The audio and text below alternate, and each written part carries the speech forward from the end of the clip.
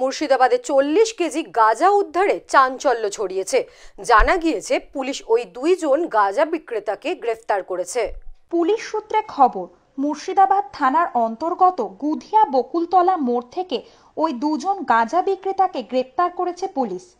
তাদের কাছ থেকে উদ্ধার করা হয়েছে উন্নত মানের 40 কেজি গাঁজা। ধৃতদের নাম বাবুলাল শেখ এবং অন্যজন হলেন হাবিবুর শেখ। অভিযোগ, এরা দুজনেই দীর্ঘদিন যাবৎ বেআইনি গাঁজা ব্যবসার সাথে যুক্ত ছিলেন। তারা লালবাগের একজন ব্যক্তিকে ওই গাঁজাগুলো হাত বদল করার জন্য নিয়ে যাচ্ছিল, আর ঠিক সেই সময়ই গোপন সূত্রে পুলিশ তাদেরকে ধরে ফেলেন বলেও জানা গিয়েছে। আচ্ছা, আজকে দুপুরবেলা আমাদের মুর্শিদাবাদ থানার সোর্স ইনফরমেশনে ওপর ভিত্তি করে গুধিয়া মোড় থেকে দুজনকে ধরা হয়। ওরা টোটো করে আসছিল এবং ওদের কাছ থেকে প্রায় 40 কেজির মতো গাঁজা উদ্ধার করা হয়েছে। এবং এদের একজনের বাড়ি লালগোলা, একজনের বাড়ি ভগবানগোলা। একজনের নাম বাবুলাল শেখ আর একজনের নাম হাবিবুর শেখ। বাবুলালের বয়স 38 বছর আর হাবিবুরের বয়স 40 বছর।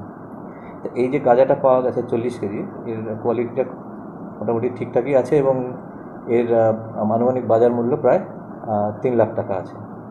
তো আমরা এদেরকে রিমান্ডে নেব।